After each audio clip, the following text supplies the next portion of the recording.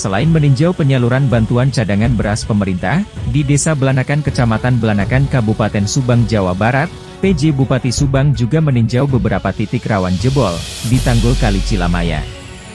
Dari Desa Belanakan, PJ Bupati melanjutkan perjalanan menuju Desa Cilamaya Hilir, untuk meninjau lokasi tanggul yang rawan alami jebol.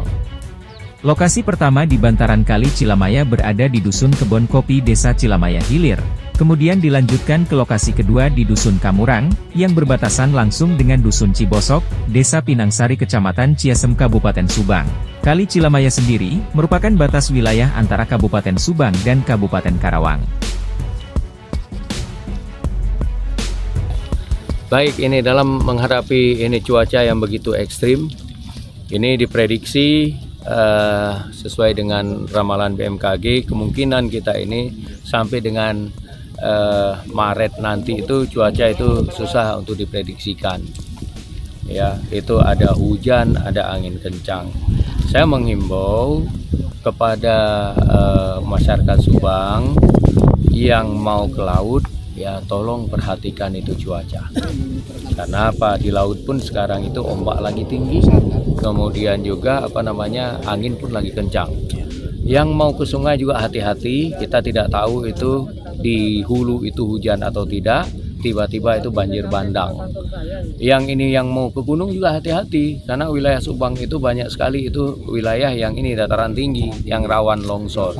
Jadi saya menghimbau hati-hati semuanya, dan saya berharap ini kepada seluruh kepala desa, kemudian camat, senantiasa itu menghimbau, memperingatkan masyarakat seperti itu. Kemudian yang kedua, ini dengan kondisi ini cuaca yang luar biasa ini tolong juga dijaga kebersihan lingkungan. Ini kan kunci ini kita yang namanya itu menghadapi itu banjir, menghadapi tanah longsor itu cuma satu, menjaga lingkungan. Apakah kebersihannya ataukah kesehatan lingkungannya? Ini kalau kita lihat misalnya itu terkait dengan kesehatan lingkungan, kita buang sampah sembarangan itu kan akan menurunkan derajat itu kesehatan lingkungannya. Kemudian ketika kita ini bicara mengenai kebersihan lingkungannya, itu juga itu kalau kita lihat orang buang air di pinggir kali, kemudian di belantaran sungai ya. Ini juga menjadi samping dari itu bangunan-bangunan liar.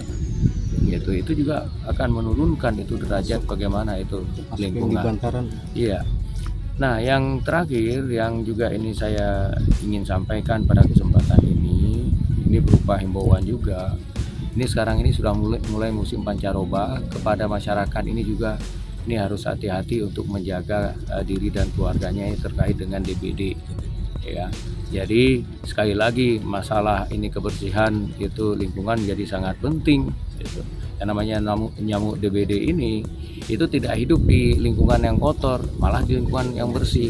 Makanya saya menghimbau seperti bak mandi, vas bunga, kemudian tempat air burung, kemudian itu apakah ini ada tempat penampungan air yang lain di luar rumah, itu tolong selalu diperhatikan, dibersihkan supaya nggak ada jentik nyamuk di situ, begitu. Termasuk juga sampah-sampah yang bisa itu menampung air, tolong minimal dikuburkan lah. Kalau memang bisa dimusnahkan lebih baik. Kalau memang itu bisa dimanfaatkan dalam bentuk TPS 3R itu malah saya sangat menganjurkan itu seperti itu.